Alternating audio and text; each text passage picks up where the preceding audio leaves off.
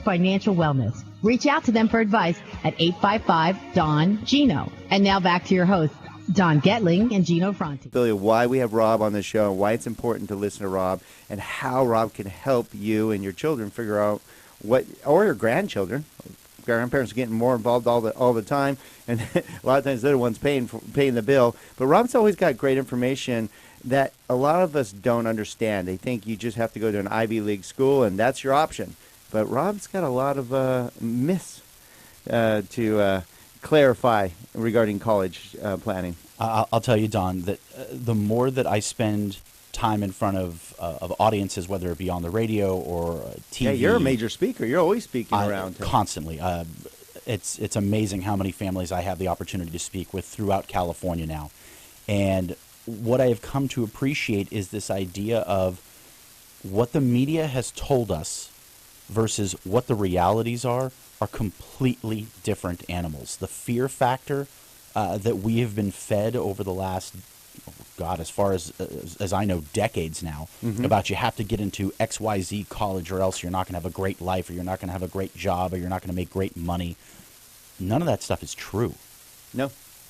And I think it's more relevant, especially with costs now. I think it's more relevant than ever. And what I like is you always bring great information in regard to, have you thought about this, or did you know this?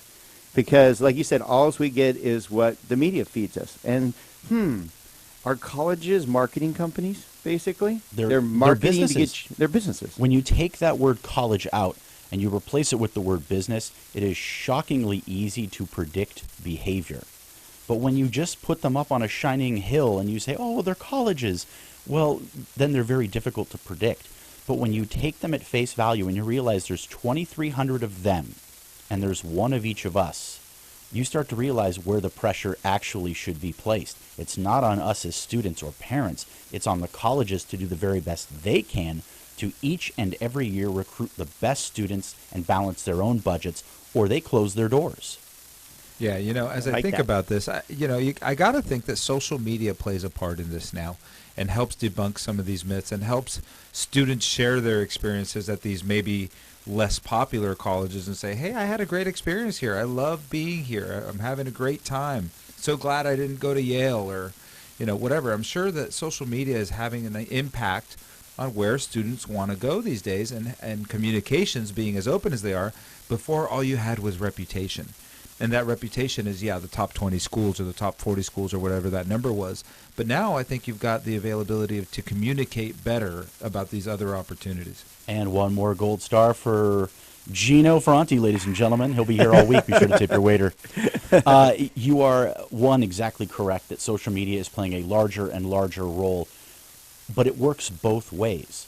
It's not just the singing praises of colleges, but oh my God, the people here are unbelievably snotty, and if you're not wealthy and white, you won't fit in. Or, my gosh, I didn't realize just how much diversity there was at this school. Or, wow, I didn't realize, I wasn't actually going to have a conversation with a professor until my third year attending this large public school.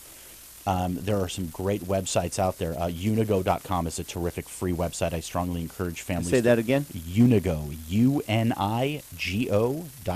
As in university go. I get it. Huh? Well, that's clever. Yeah, it's like you wrote that or something. Yeah. Just making sure they got that so they can go find that a great resource. Absolutely. And go and take a look at the student reviews. I can't tell you how many times families will say, well, I looked at U.S. News and World Report rankings, or I looked at the Forbes rankings, and I want to just throw up. Guys, get your information from the horse's mouth, the paying customer. Where are you going to find that information? Places like Unigo. Bam! That's the gold nugget for the day. We talk about that all the time. Mr. Robert Schwartz. I don't care what they say about you. Oh, I care what they say about me. Yeah, it is. Gold star for you. Thank you, sir. I appreciate that. Reverse gold star. That was good. Okay. You know what? I want to make sure they get your information on how to contact you in case they have to, leave their car or leave the computer or whatever, because this is good stuff. Again, Robert Schwartz with Premier College Guidance. How can they get a hold of you, buddy? Email is easy. It's my first name, Rob, R-O-B, at premiercollegeguide.com, or call me. It rings in my pocket, 818-359-3333. 3779. Okay, and let's clarify what all Premier College Guidance does.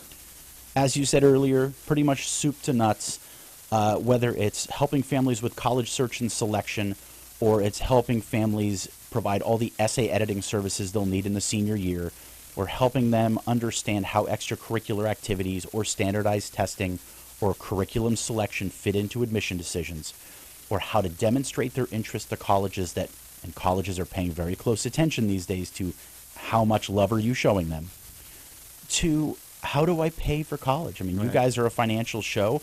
I know we've carved out some time a little bit later on to talk about finances. Mm-hmm. If there's a fear, it's not getting into college. It's paying for it. Oh, boy. Yeah, so we hear that a lot. Yeah, can be scary. So the good news is there is equity in your home again, and that's one way to pay for college. And that's what we have heard about that. But what's nice is Rob has done a really good job of enlightening a lot of you out there. Some other options to look at for not just for you, but for your child.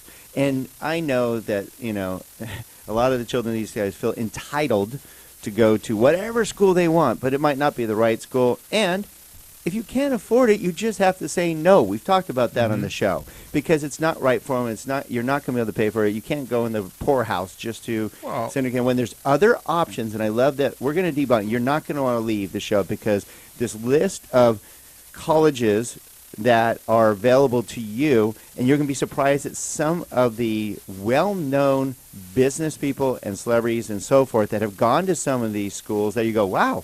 I didn't know that. I thought they probably went to Yale or Harvard or Brown or something like that. And I know Gino's talked about that, where you're like, well, maybe it's not one of those high-end schools. Yeah, I mean, one of the things that I'm interested to find out, we'll talk about a little bit more, is, when you look at these schools, would it be better to send your child to a very expensive school where they have to work a full-time job so they can afford to pay for it? Or would it be better to send them to a more affordable school where they can maybe only work a part-time job and have more time for their studies? I'll tell you, Gino, that when we shop based on the cost of attendance, many times we actually make mistakes. We will find, and through our current discussion and future discussions, that the schools that have expensive price tags can actually, in certain circumstances, cost less than the state school and get you graduated sooner. You heard it right here from Mr. Robert Schwartz with Premier College Guidance. And we're going to debunk some more of the college myths, and you're going to be shocked. You're going to love this list that Rob put together of some of these great business leaders. These are not just, somebody that works down the street. These are people and what schools they went to that you might want to consider. And also we're going to go through financial aid and some options for you there to help get your child into a great, great school. You heard it right here on the Don Gino Real Estate and Finance Show.